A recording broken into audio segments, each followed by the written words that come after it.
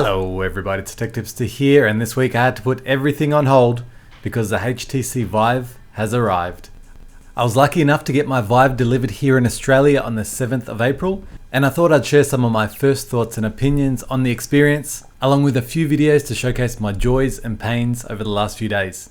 Before I do get into the details, if I was to summarize the Vive experience with one word, that word would be amazing. The Vive has been everything I hoped it would be, and all the negatives that you may have seen in the press or other people's reviews are drowned out once you're in the experience of VR. So with that said, I'll start my first thoughts and impressions with some advice to people who have not yet received their Vive, and that is to plan your play area. My PC is tucked away in a small study which is about 3 by 3.5 meters, and that's not enough room with the desk to play with the Vive no matter how much stuff I take out of this room.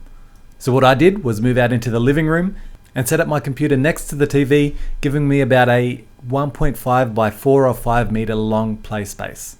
I told the missus to leave for the weekend to let the men play, but what I didn't realize was I was not ready to play.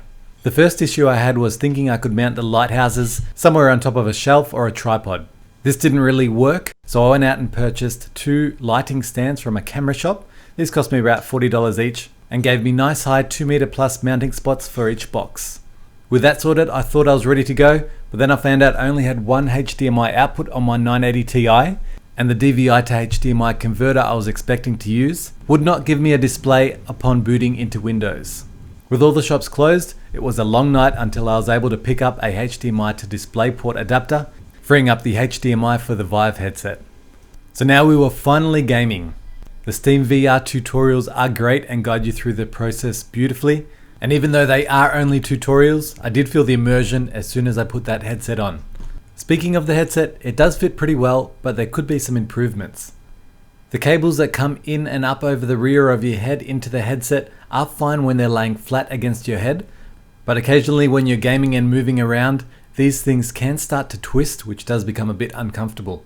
I'm looking forward to when these things do become wireless, but for the meantime, it's not too bad and doesn't really detract from the experience once you are immersed. With my setup and environment, the tracking was spot on, and the first thing you will do once you get in the Rift is appreciate that one-to-one tracking on those remotes for a couple of minutes because it really is cool.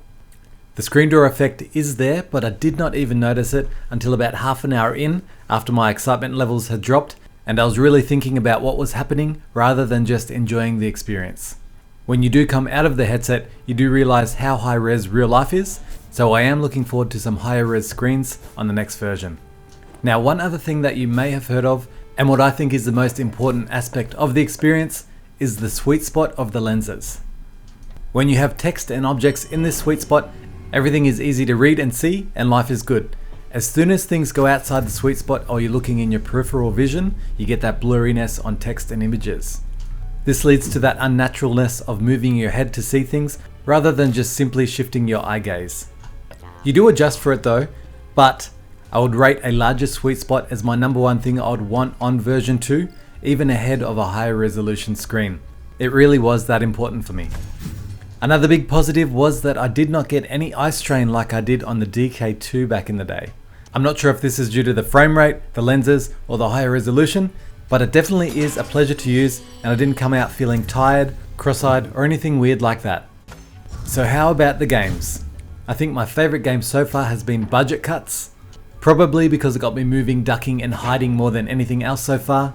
And the way their mechanics work, I very rarely hit the chaperone boundary, which really helps with the experience. All the Valve release games are really cool. You've probably seen a lot of VR labs and that is really awesome and there's lots of stuff to do in there. Job Simulator is also really cool and a bit of good fun. I'm looking forward to going back in and testing all the jobs out. I can't wait to go back into Fantastic Contraption and build more things. The interface is so intuitive and it's really easy to just build what you want and showcases how good VR is for these type of things. So that's it guys. First impressions are really good and I do think VR is here to stay.